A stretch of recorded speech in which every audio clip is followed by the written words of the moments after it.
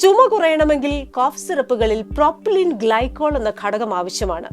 ഇത് വില കുറഞ്ഞ എഥിലിൻ ഗ്ലൈക്കോളും ഡൈ എഥിലിൻ ഗ്ലൈക്കോൾ അഥവാ DEG ഉപയോഗിച്ച് മിശ്രണം ചെയ്ത് മലിനമാക്കുന്നു.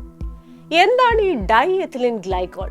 പെയിന്റുകളിലും പ്ലാസ്റ്റിക്കുകളിലും സോൾവെന്റായൊക്കെ ഉപയോഗിക്കുന്ന ഒരു വ്യാവസായിക രാസവസ്തുവാണ് DEG. വിഷലിപ്തമാകാവുന്ന വസ്തുവാണിത്. മനുഷ്യ ശരീരത്തിലെത്തിയാൽ ഗുരുതര ആരോഗ്യ പ്രശ്നമുണ്ടാക്കും. പ്രശ്നം കോൾഡ്രിഫ് കോഫ് സിറപ്പിനാണോ? അല്ലെന്നാണ് മനസ്സിലാക്കുന്നത്. എഥിലിൻ ഗ്ലൈക്കോളും ഡൈ എഥിലിൻ ഗ്ലൈക്കോളുമാണ് വില്ലൻ. ഈ ഘടകങ്ങളുള്ള കോഫ് സിറപ്പുകളെല്ലാം ആരോഗ്യ പ്രശ്നം ഉണ്ടാക്കും. കോൾഡ്രിഫിൽ എത്ര ശതമാനം ഡൈ എഥിലിൻ ഗ്ലൈക്കോൾ ഉണ്ടായിരുന്നു? 48.6%. ഇത് വളരെ ഉയർന്ന അളവാണ്. അനുവദനീയമായ അളവ് 0.1%ആണെന്നിരിക്കെയാണ് ഇത്രയധികം വിഷവസ്തു അടങ്ങിയ കോഫ് സിറപ്പുകൾ വിപണിയിലെത്തുന്നത്. എന്തായിരുന്നു കോഫ് സിറപ്പ് കഴിച്ച കുട്ടികൾക്ക് സംഭവിച്ചത്?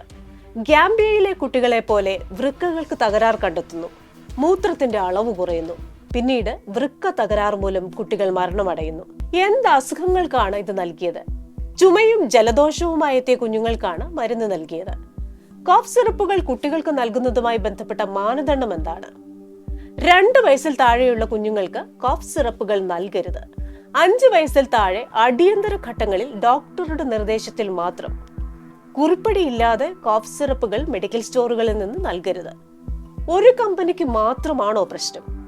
കോൾഡ്രിഫിന്റെ നിർമ്മാതാക്കളായ തമിഴ്നാട്ടിലെ ശ്രീസൻ ഫാർമസ്യൂട്ടിക്കൽസിന് മാത്രമല്ല പ്രശ്നം. രാജ്യവ്യാപകമായി DEG ചേർത്ത് കോഫ് സിറപ്പ് നിർമ്മിക്കുന്ന കമ്പനികളുണ്ട്. പലയിടങ്ങളിലും പരിശോധന നടക്കുന്നു. കേരളം ഉൾപ്പെടെ കോൾഡ്രിഫിന്റെ വിൽപ്പന നിർത്തിവെച്ചിട്ടുണ്ട്. മറ്റു പരിശോധനകളും നടക്കുന്നു. മറ്റു ചുമ മരുന്നുകളുടെയും സാമ്പിൾ ശേഖരിച്ച് പരിശോധന നടത്തുകയാണ്. മുൻപും കോഫ് സിറപ്പുകൾ നിരോധിച്ചിട്ടുണ്ട്. കോഡയിൻ ചേർത്ത ഫെൻസിഡിൽ രാജ്യത്ത് നിരോധിച്ചിരുന്നു. ഒരു ലഹരി എന്ന മട്ടിൽ പലരും ഇത് വാങ്ങി കുടിക്കുകയും മരുന്നിന് അഡിക്റ്റ് ആവുകയും ചെയ്തതിനെ തുടർന്നായിരുന്നു ഈ നിരോധനം. രാത്രിയൊക്കെ ചുമ കൂടുമ്പോൾ ആരെങ്കിലുമൊക്കെ പറയുന്നത് കേട്ടോ, മെഡിക്കൽ സ്റ്റോറിൽ ചെന്നോ എനിക്ക് ചുമ മരുന്ന് വേണമെന്ന് പറഞ്ഞ് കയ്യിൽ കിട്ടുന്ന മരുന്നൊക്കെ വാങ്ങിക്കഴിക്കുന്നത് ഒഴിവാക്കേണ്ടിയിരിക്കുന്നു.